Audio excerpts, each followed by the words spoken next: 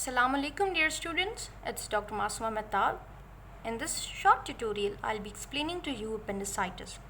This lecture focuses on acute appendicitis, so let's begin. First of all, you must know about this organ. So this organ is a finger-like projection that actually projects from the colon and is located on the lower right side of your abdomen. It's 9 centimeter long and it's a rudimentary organ. That means that this organ does not have any particular function. There's more and more theses that are present, but however, we'll focus on this organ and the condition that is appendicitis. Remember one thing, this organ actually produces mucus that lubricates the colon. So remember this point, that will help you in the next slides. So its inflammation is known as appendicitis, and appendicitis, this appendix become swell, inflamed and painful. So what do you think, what will be the causes of this appendicitis? So all starts from the obstruction of the appendix. So when there is obstruction, as you can see here, when the obstruction occurs, appendicitis occurs. So what causes the obstruction?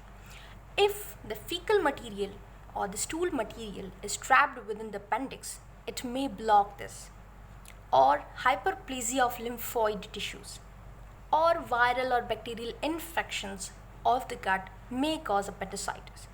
And the very rare conditions are ball of worms, tumors and gallstones. So what actually occurs? When the obstruction takes place, it may lead to the accumulation of mucus and bacteria.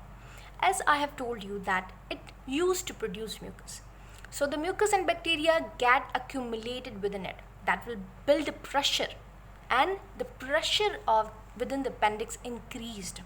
That may lead to the inflammation, number one, and number two, that atrial, arterial and venous obstruction that may lead to the ischemia.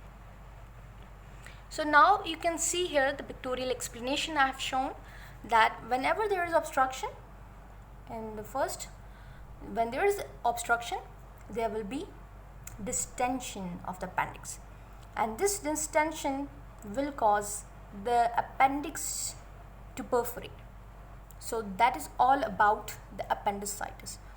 Now we will focus on the stages of appendicitis. So early acute appendicitis is the first stage, in which appendix is red, swollen and demonstrates a yellow fibrinous exudate on the serosal surface. That may lead to the second stage, and that is acute suppurative appendicitis, in which abscess is formed, ulcerations and necrosis of the mucosa. You have to remember that it produces severe neutrophilic infiltration. And the third stage, which is a complicated stage, that is acute gangrenous appendicitis, in which wall of the appendix become necrotic and hemorrhagic green ulcerations of mucosa that is immediately followed by rupture and peritonitis. So now you can guess the complications of this disease. I'll be talking about them in a few seconds. First of all, perforation. I have told you that appendix can perforate when it's in the third stage. And then we have abscess formation in the suppurative stage, and then we have the peritonitis and sepsis and septicemia as well. And then we have pylophilitis, that is the infection of the portal vein. Now, how will the patient present to you? And that will be the clinical symptoms of this disease. So initially, the patient will complain about the pain that will be in the periumbilical region, but that will migrate to the right lower quadrant. And then nausea, vomiting, anorexia will be the complaint of the patient, and abdominal tenderness as well. Remember that the WBC count will be elevated up to 15,000 to 20,000 cells per microliter. So that is the pictorial representation of the patient, the sudden pain, nausea, vomiting, loss of appetite and so on. Now we will be focusing on the signs of the condition. So The signs is number 1, on physical examination you will get rousing sign. When you palpate on the lower left quadrant, then the pain will be migrated to the right lower quadrant.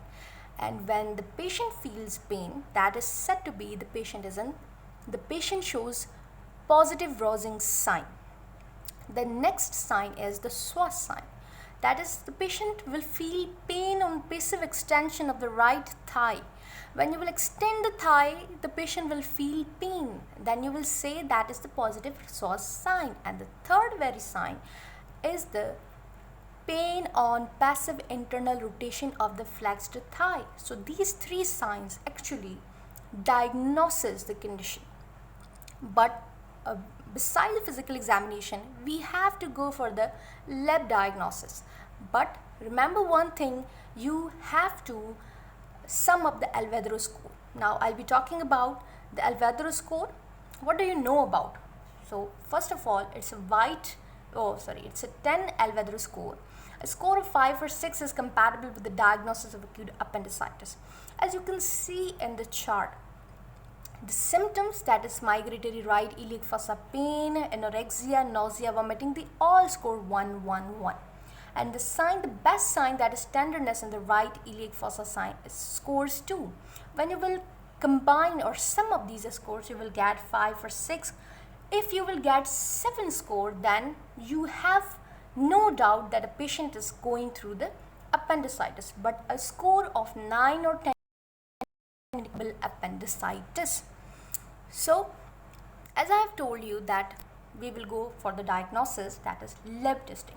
So initially you have to go for the ultrasound, but this method is actually applied when the woman is pregnant and we cannot go for the CT scan. Usually in ultrasound there is no visualization of the appendix, but when the appendix is swelled, then ultrasound can detect.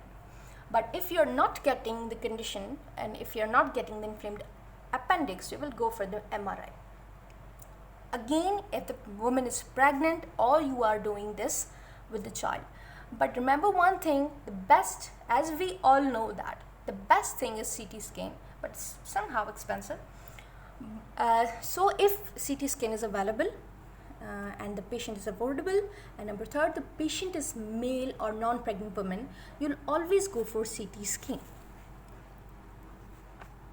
The last is the treatment. So the treatment is always surgical. You have to do appendectomy, that is surgical removal of appendix. Thank you so much. I hope you like the video. Please hit the bell icon, subscribe, share. Thank you so much.